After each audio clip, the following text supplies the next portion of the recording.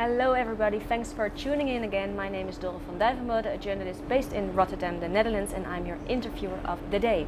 I'm here with the second expert of today, Gert van der Leer. Welcome, Gert. What company are you from again? Intertransis? Yeah, I'm from... So this one, at the board? Yeah, I'm one of the founders of Intertransis, an information provider based in Rotterdam. 15 years plus experience in the Port of Rotterdam. Decided to start up 3 years ago with some colleagues to provide information to the supply chain. One of the questions I was asked was what solutions do you offer, but let's go one step back. What is the problem?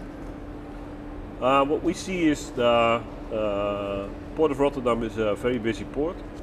And because of it, it is a very busy port. Some players need real-time information, and what we saw is that a lot of information was brought to each other by telephone, sometimes email, but also always based on a computer desktop platform. And what we did is automized the whole information process, so the information could be brought by digital telephone, notifications via apps, that sort of things. So the customers have real-time information, even if they're not available to have their phone, because some of the terminals in the Port of Rotterdam does not allow you to use your phone on the terminal. And how do they do that then? How do you get them to receive it? We sent it by telephone, but also by email.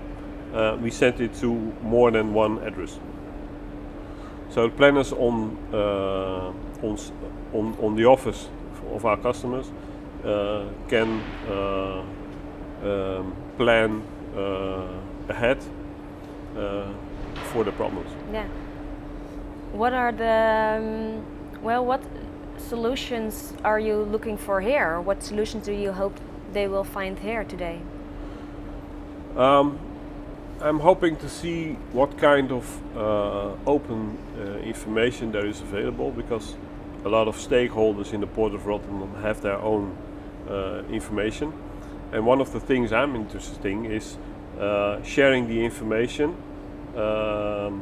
actually making the information available instead of sharing the information.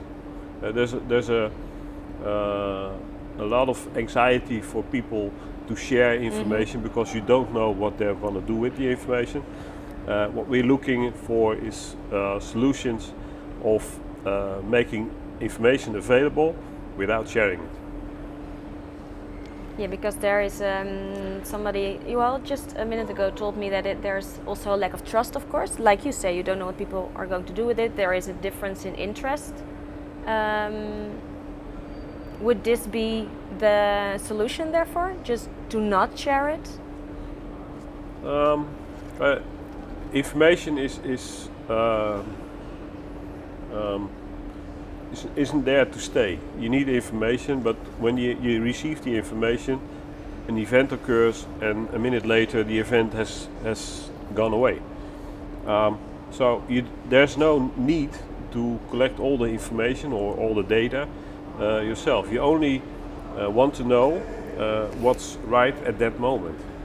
After that, we are not interested in the information. Exactly. And what kind of branches outside of the port, something completely different, do also encounter this problem and maybe would be interesting to cooperate with or learn from each other? I think it's the world is changing, and that most parties don't want to share a lot of information, only the information that is needed for their customers to know. We see some development with Portbase. They're a trusted party, and they got a lot of data, but they're not allowed to share it. If you contact the information holder, it's the owner of the information, and you're allowed to share it, Portbase can get that information as well, and then we can ask the information from Portbase, but don't have to own it. So you don't have to own it exactly. So you don't. And I think this is playing in a lot of sectors and fields. For instance, not only logistics, but when you look at banking and privacy matters and that's if you are allowed to use some kind of information and you can identify yourself that you are allowed, you can use the information. Yeah, because it sounds like a problem that we as regular customers or consumers also face, because on one side everybody shares everything, but on the other side we do not want to share it, and we don't want to, that it leads its own life somewhere. Yeah.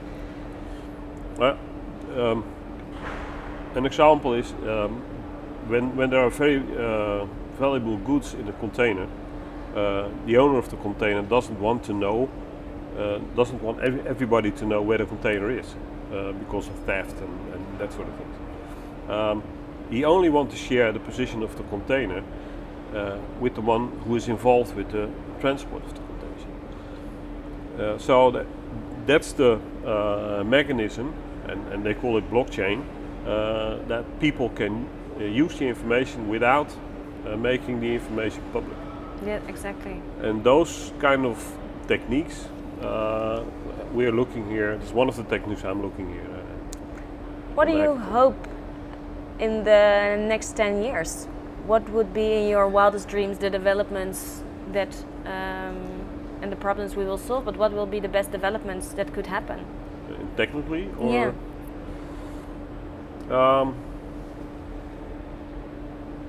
Well, what I see and what I occur on my business is sometimes there's an overload of information.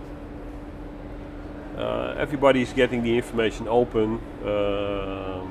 Governments are collecting information and giving the information, and there can be an overload in information. My background is GIS, and with GIS is working with maps, and it's easy to lie with maps. If you put something on a map and someone is just looking at it, he thinks it's true. And with overload of information, people can make the wrong decisions because of the overload of the information. And what I would like to see is a mechanism that information will be available for problems, but specific information really based on questions of the problem.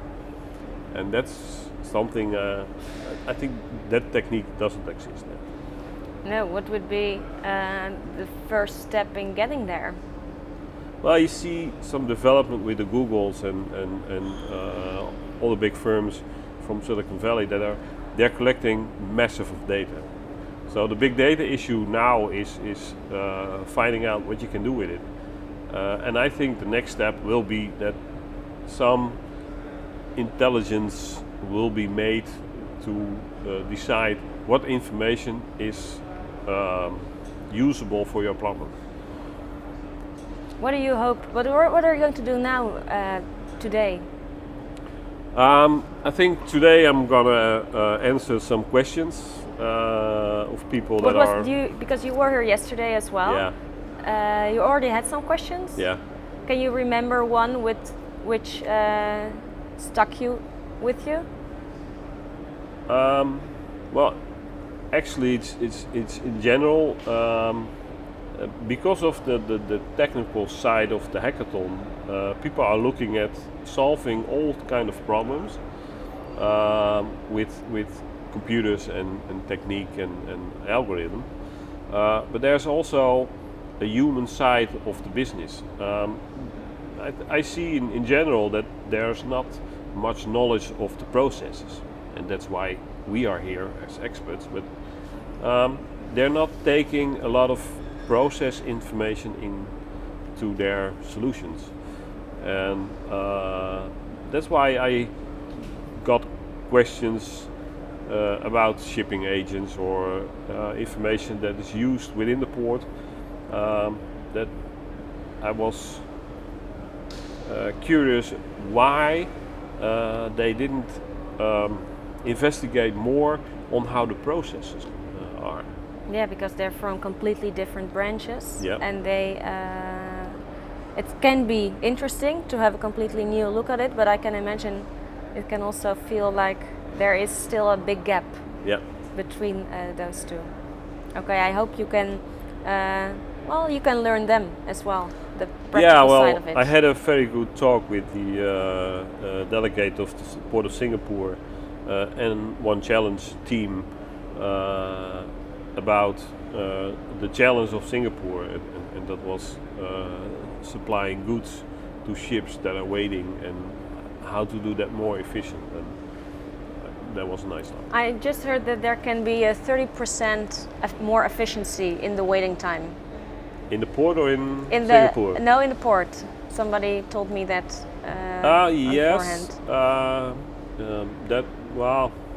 It depends on definitions. Yeah, okay. Okay, thank you very much, Gert van der Lee. Thank you for watching, and we'll be right back. Thank you.